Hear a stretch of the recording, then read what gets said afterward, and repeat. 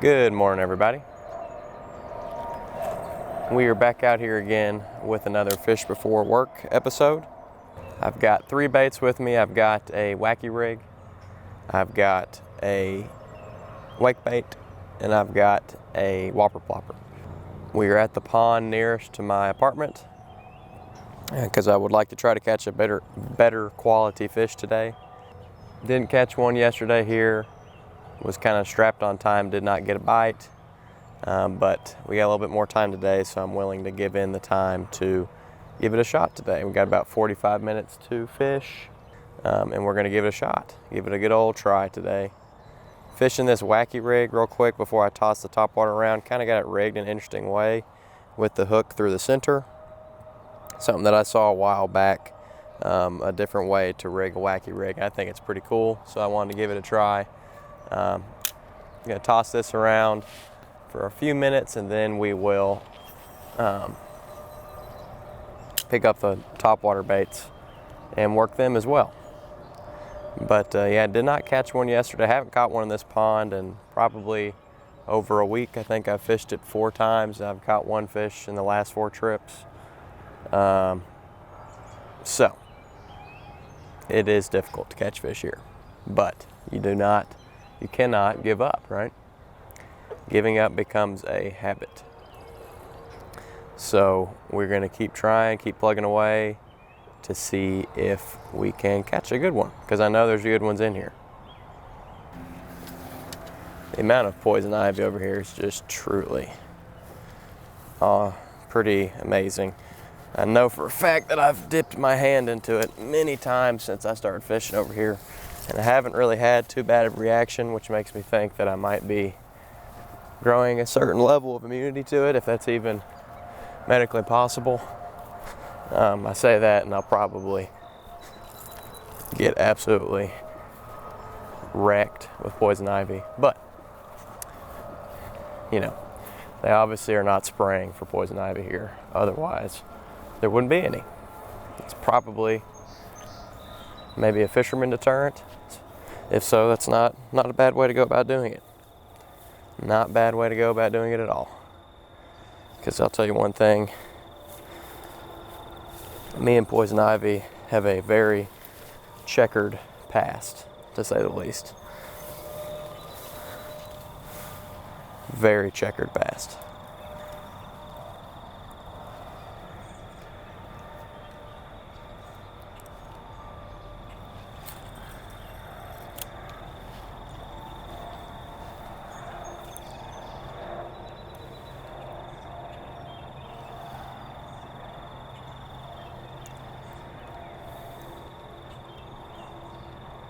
I could probably make some. There he is. There he is. Good one. Good one. That's what I'm talking about, baby. Sitting right up in that tree. Yes, sir.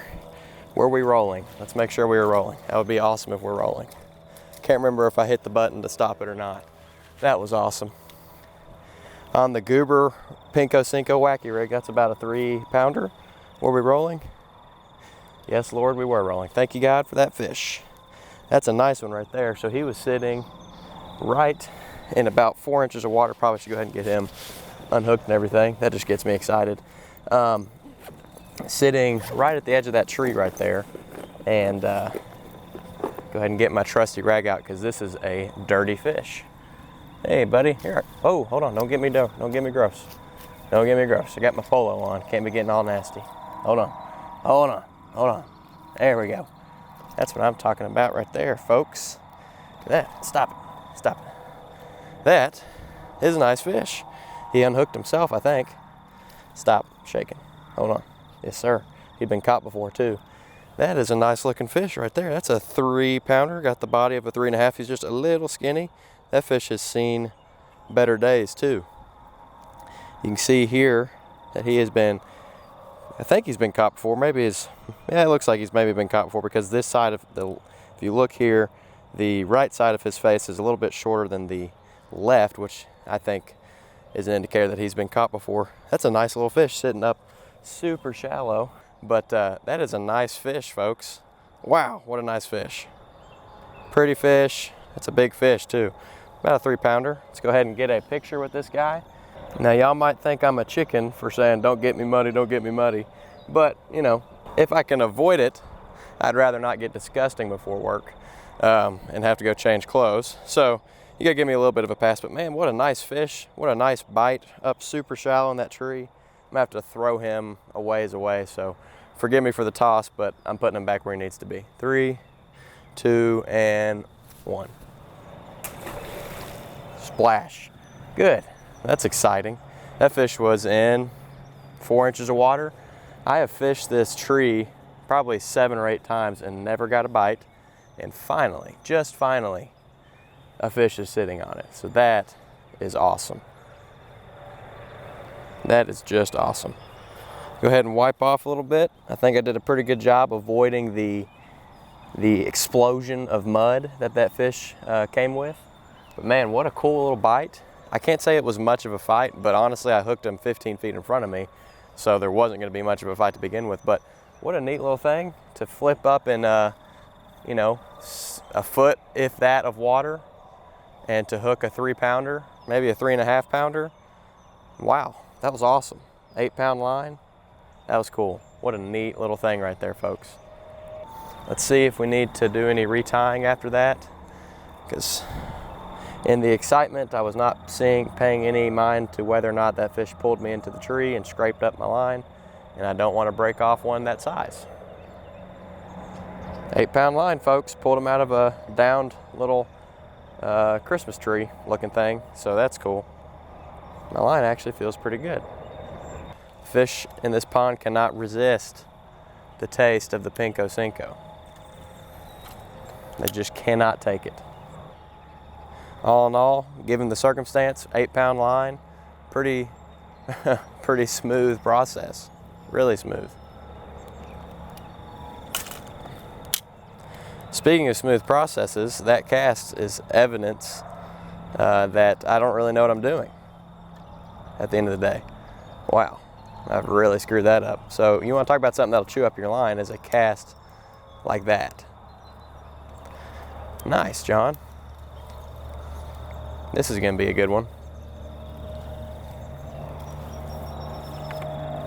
Oh, come here.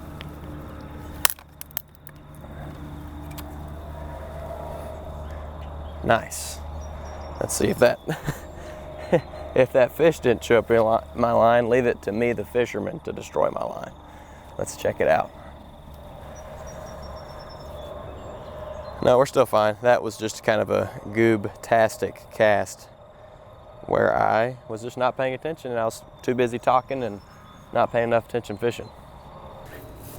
Today is a prime example of 4-wheel drive bushwhacking Cinco fishing, where you just make little tiny pitches into the cover. If they're there, they're there. If they're not, they're not. You don't have to spend a lot of time with the Cinco in the water. You just cast the targets, allow it to fall, see if you get bit, reel in, do it again. Back into the depths we go. See if I can trip again. Oh, there we go. Pretty smooth. Okay. So, let's see. How do we want to approach this? That is sinkhole level muddiness right there. So we're going to start off by avoiding that. Okay. Let's see, where can we get here feasibly? Right here. Let's go under the tree.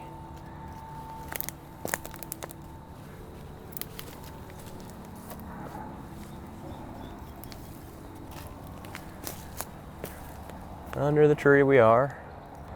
You might think, oh yeah. You might think I'm crazy to be doing this, but I have caught fish doing this before. Even as silly as it may look, there can be fish in this depth right here. Okay. Oh, about fell in there. Oh, still about fell in, still about fell. Oh my gosh. Smooth operator, that's me. Quick and agile on my feet. Man, I about ate it there. Oh, that'd have been bad. Oh Lord, that'd have been bad. All right, everybody, we're going to fish the dam now for the last 20 minutes. And Lord, let me tell you something. If I could figure out how to catch fish here, that would be awesome.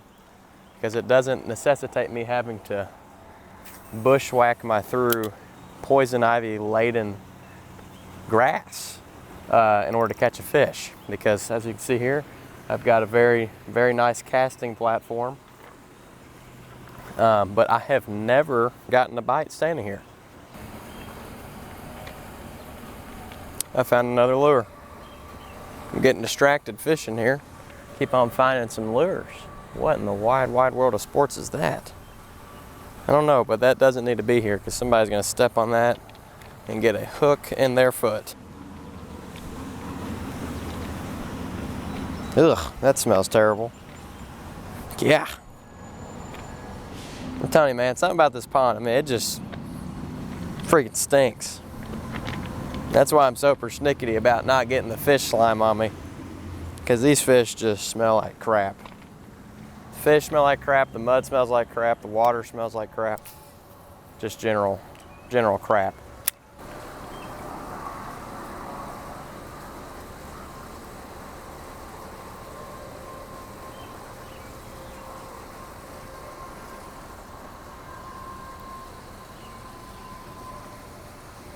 Oh, got him. It came off. Something came up and hit it, just tapped it. Never even saw it come up. Wow. What just happened? Was that a bluegill? It's a very light hit. Holy buckets. Oh my gosh, it was not a bluegill. Something just jumped over there too. Oh Lord. Oh Lord. What is going on? He fouled up my bait. That might be why he came off. He didn't hit it very hard. I'm kind of looking into the sun right now and I can't really see anything. So if that fish surfaced, I don't really know. I wonder if I need to follow that up with the Senko, see if he thought that he killed it and let it sink down and see if he'll hit it then. That was a bite. Huh, well there's 2 bites. That's pretty good. Like I said, I've never gotten even 2 bites in one session before I go to work here. So that's good. Let's see, sometimes the old 1-2 trick with the Senko after a topwater hit is the trick. Let's see if that'll do that. Let's see. A lot of times you can follow up a topwater with a slow sinking stick bait and get bit, but maybe not this time. I'll go ahead and I'll go ahead and do my outro now. I want to thank you guys so much for watching today. Today's trip was super successful. Culminated in a 3.5 pounder and ended up finishing up with a nice bite on the wake bait, which is brand new for me. So we'll be out here again tomorrow. Once again, thank you so much for watching. I'm really enjoying doing this series. I hope you guys like it as well. And I hope you all have a wonderful day, good day at work, and that you guys get to fish at some point today as well. Thanks for watching.